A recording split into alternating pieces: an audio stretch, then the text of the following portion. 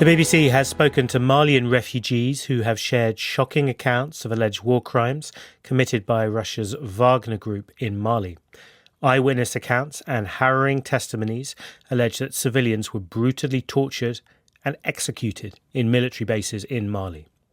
The BBC's Thomas Nadi has spoken to survivors who are now seeking refuge in eastern Mauritania, and a warning: this report contains graphic descriptions. In the scorching heat of Mauritania's Mbera refugee camp, Ahmed, a shopkeeper in his early 40s, finds solace in a simple ritual. Clad in a traditional all-black outfit and turban, he prepares local tea under a makeshift shed. But behind his calm demeanor lies a harrowing story. He claims he was arrested alongside a student and allegedly tortured by Wagner mercenaries. They took us to a military base. The commander, called Hamza, came out and pointed at me.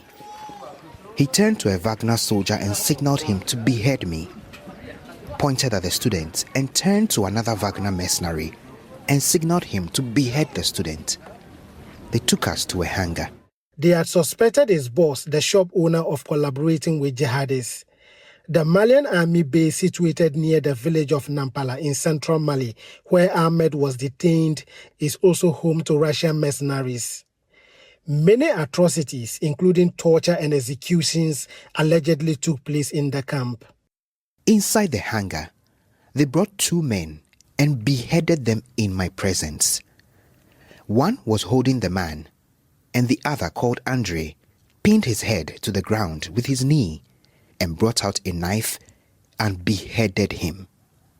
They brought the body closer to me to smell the fresh blood and said, if you do not tell us the whereabouts of the shop owner, you will suffer a similar fate.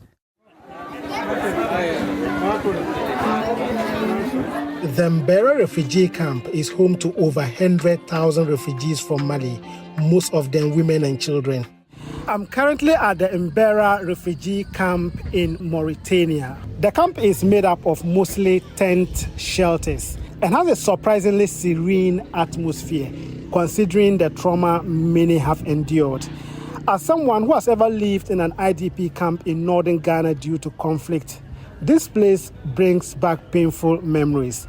But what's striking is that many refugees here are fleeing alleged atrocities committed by Russian mercenaries and jihadists. 35-year-old Bintu, clad in a blue dress and wearing a hijab, seeks refuge and a new beginning in the camp. She lost her husband last year to alleged Russian mercenary brutality in central Mali. Now, as a single mother of 5, she faces an uncertain future. Who is going to look after my children? Who is going to look after me? When I hear the name Wagner, I feel traumatized. I feel afraid. I hate the word Wagner because they have brought sadness to me. Wagner mercenaries were deployed to Mali in 2021 to support the junta-fight jihadists and separatist rebels. But Human Rights Watch has accused them of rights violations because of their brutal tactics. Hussein was tending to his flock and says he was suddenly seized by Wagner mercenaries and taken to a military base in Lere in central Mali. He recounts being locked in a metal shipping container with no ventilation alongside his friends. They dragged us into an office and beat us until we fainted. When I woke up, my hands were tied to my friend's hands. They brought a motorbike close to my face, revved the engine and blew exhaust in my nose to wake me up fully.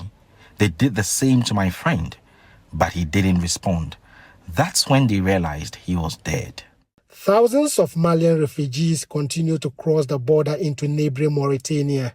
Malian army and Russian mercenary bases are just a few kilometers across the border, and as the violence escalates, thousands are fleeing for their lives.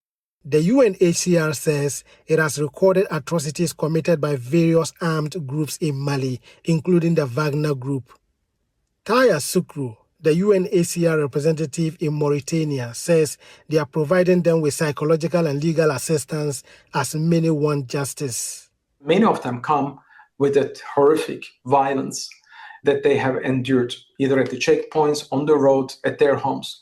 Some of them are directly targeted. Some of them simply in a place where the villages and other places where the fighting is very close. Wagner ended its mission in Mali in June this year, but many of the soldiers are still part of the newly formed African Corps, now under the control of Russia's Ministry of Defense.